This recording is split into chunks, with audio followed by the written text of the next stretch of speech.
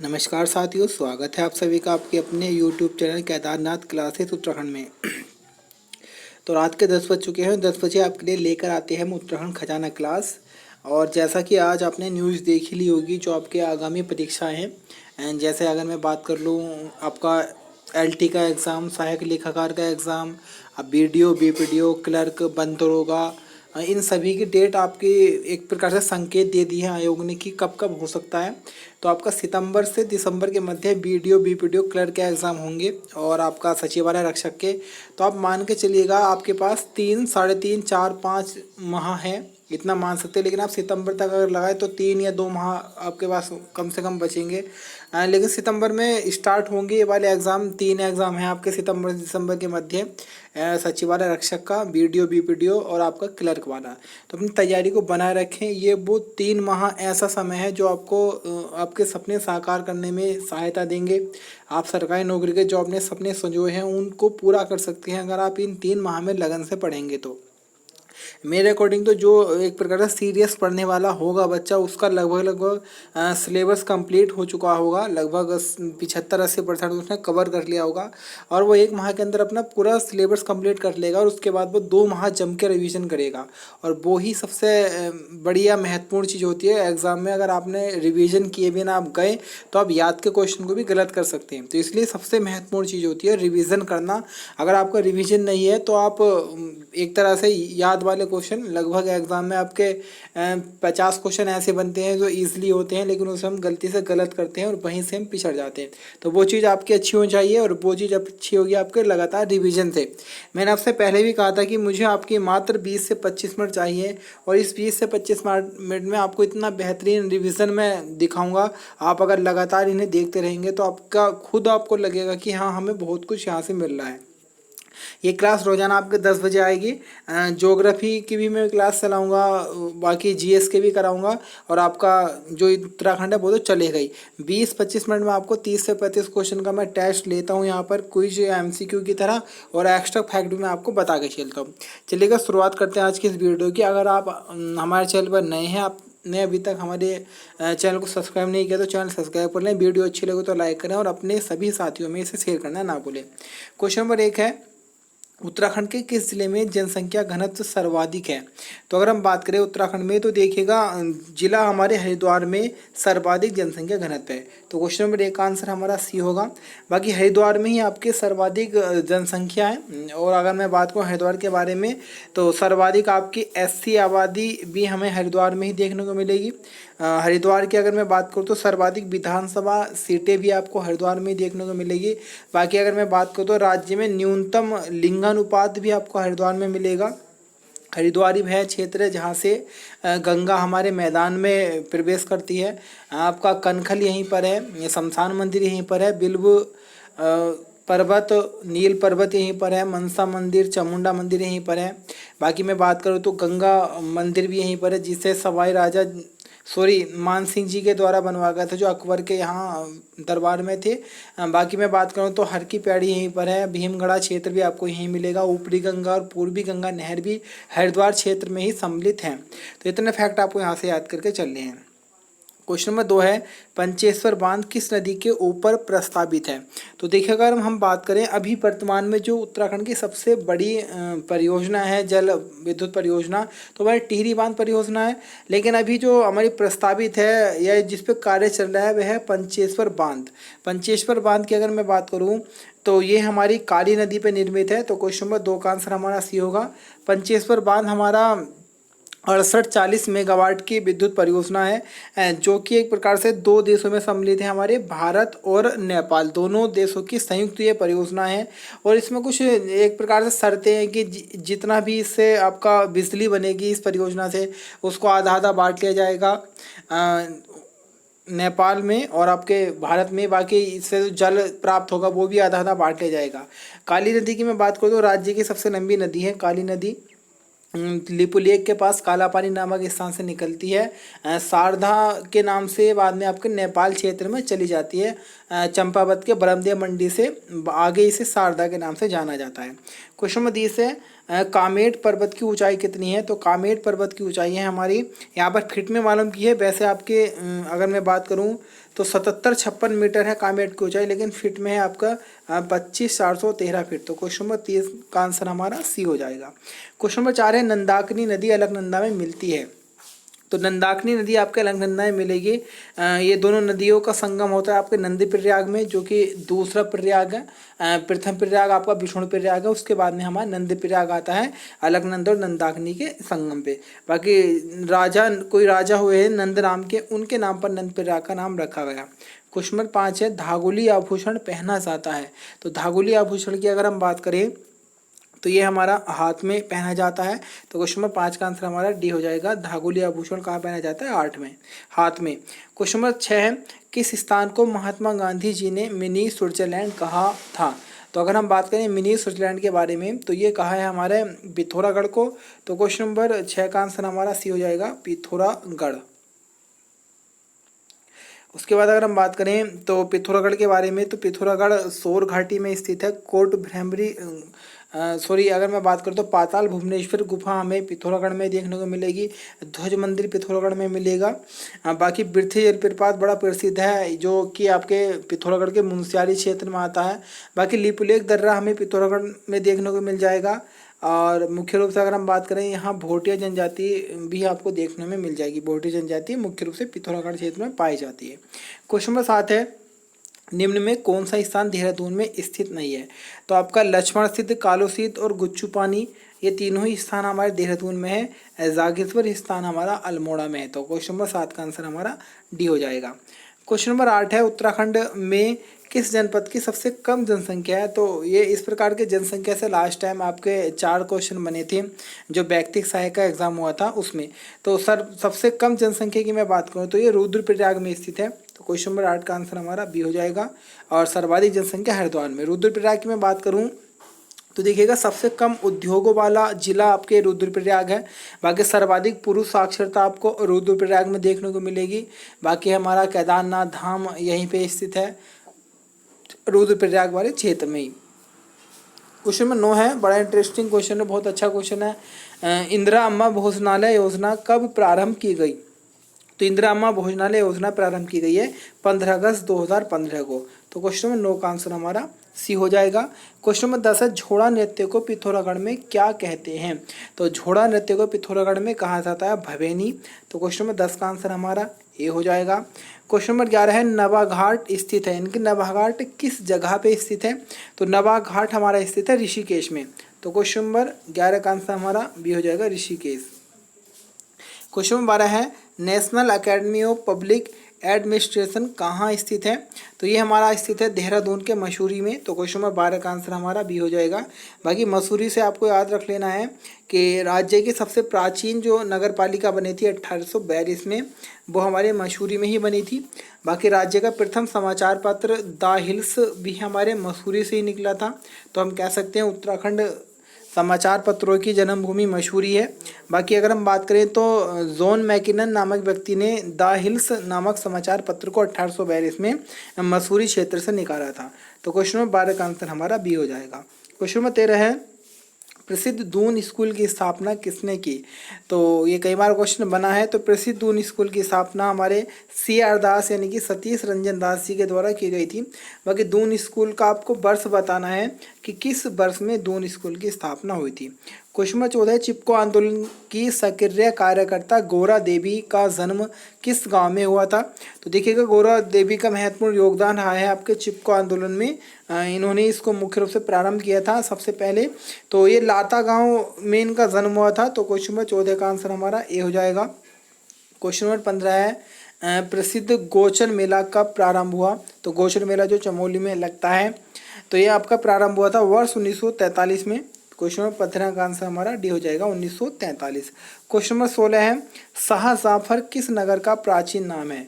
तो शाहजहाँफर की मैं बात करूं तो शाहजहाँफर जसपुर वर्तमान में जो आपका उधम सिंह नगर में स्थित जसपुर है, इसका ही प्राचीन नाम आपका शाहजहाँफरपुर था।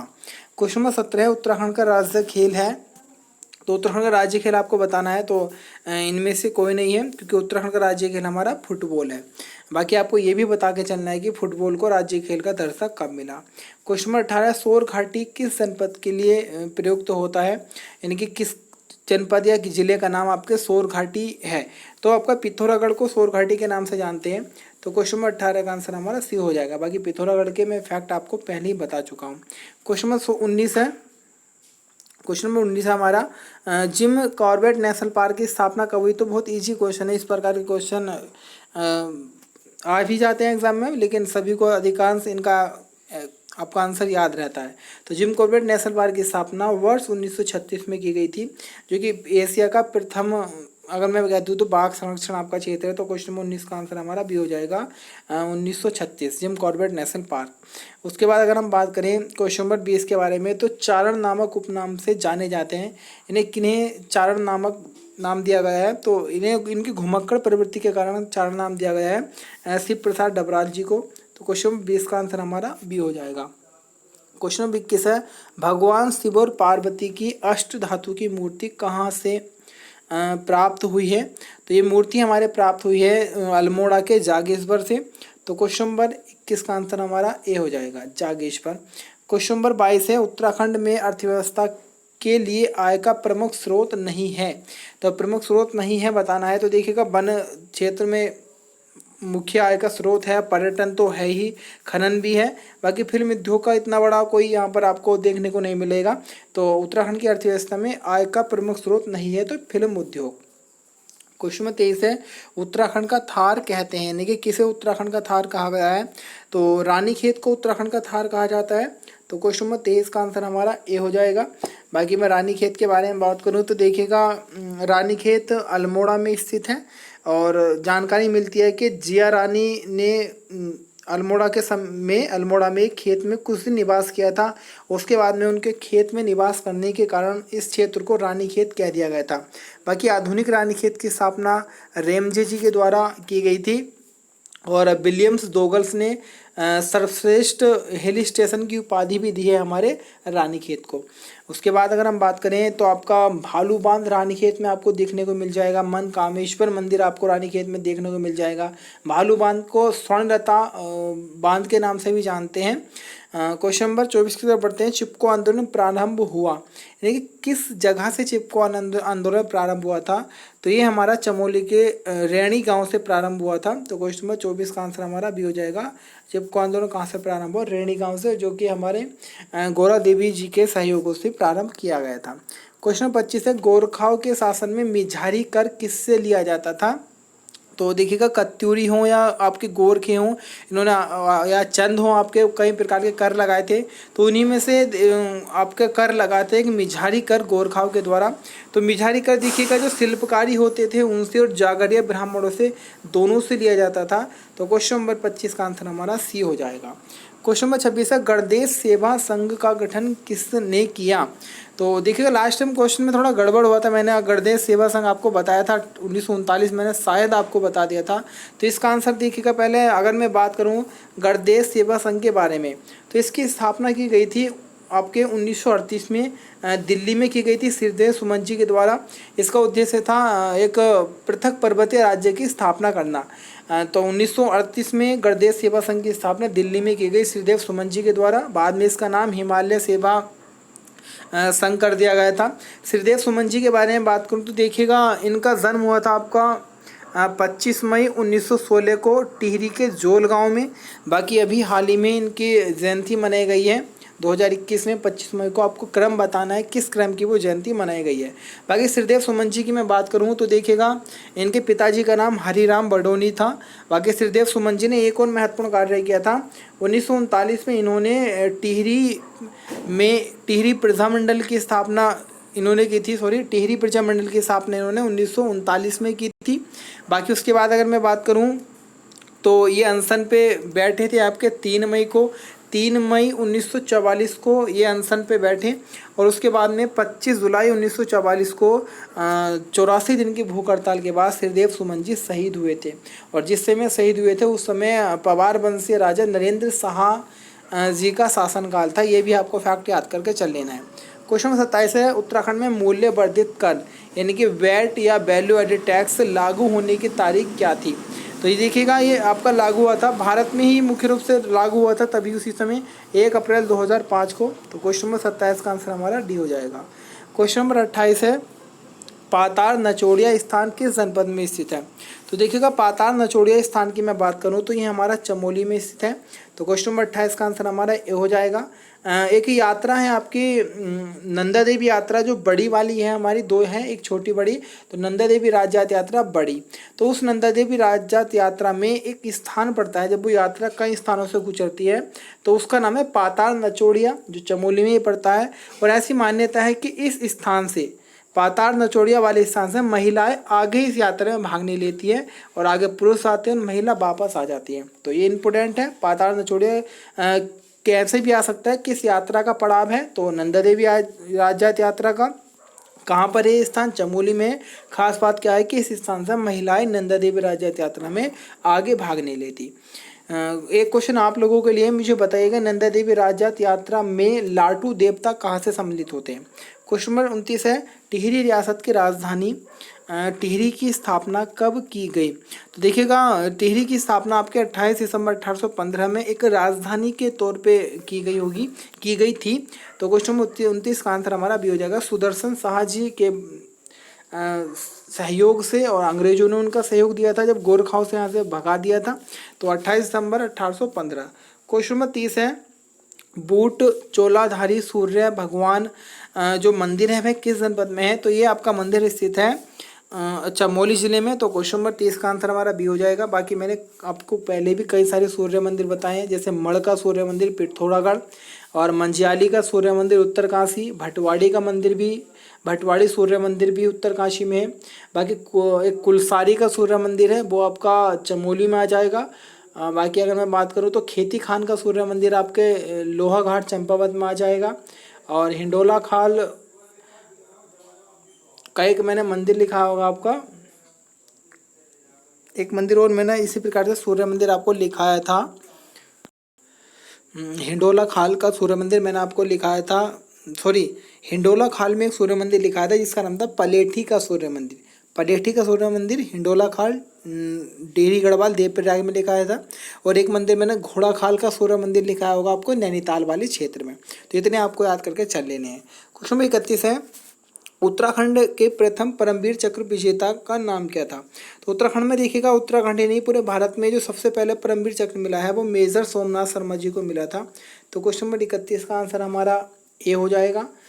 उसके बाद अगर हम बात करें, द्वितीय मिला था, ये आपको हमें कमेंट बॉक्स में बताना है कि दूसरा परमवीर चक्र राज्य से किस व्यक्ति को मिला। क्वेश्चन नंबर 32 है, जोली ग्रांट हवाई अड्डा स्थित है। तो देखिएगा, जोली ग्रांट हवाई अड्डा हमारे देहरादून में स्थित है। तो क्वेश्चन नंबर 32 का आंसर हमारा डी हो जाएगा। एक क्वेश्चन है, बड़ा इंपॉर्टेंट क्वेश्चन है, लास्ट टाइम में एग्जाम में बन चुका है उत्तराखंड के ही, कि भारत की पहली बायोडीजल का प्रयोग करके या जैव ईंधन का प्रयोग करके हवाई यात्रा किस किस के मध्य की गई। तो ये हमारे देहरादून से दिल्ली के मध्य की गई थी। कई बार एग्जाम में बन चुका है ये। क्वेश्चन नंबर 33 है, उत्तराखंड में सर्वाधिक पलायन करने वाला जिला कौन सा है। तो उत्तराखंड में सर्वाधिक पलायन करने वाला जो जिला है बच्चों, वो हमारा पौड़ी गढ़वाल है। तो क्वेश्चन नंबर 33 का आंसर हमारा ए हो जाएगा। क्वेश्चन नंबर 34 है, राज्य वृक्ष बुरांश में फूल लगने का समय है। तो राज्य वृक्ष हमारा बुरांश है, उसमें जो फूल लगने का समय होता है वो आपका अप्रैल और फरवरी से अप्रैल के मध्य होता है। तो क्वेश्चन नंबर 34 का आंसर हमारा ए हो जाएगा। उसके बाद अगर हम बात करें, निम्नलिखित में कौन हिमालय की बेटी पुस्तक के लेखक है। तो हिमालय की बेटी पुस्तक को लिखा राधा भट्ट जी ने। तो क्वेश्चन नंबर 35 का आंसर हमारा सी हो जाएगा। क्वेश्चन नंबर 36 और आज का अंतिम क्वेश्चन, उत्तराखंड का कुल भौगोलिक क्षेत्रफल कितना है। कई बार क्वेश्चन बन चुका है, ऐसे बेसिक क्वेश्चन भी आपको देखने को मिल जाएंगे। तो उत्तराखंड का कुल भौगोलिक क्षेत्रफल है 53,483 वर्ग किलोमीटर।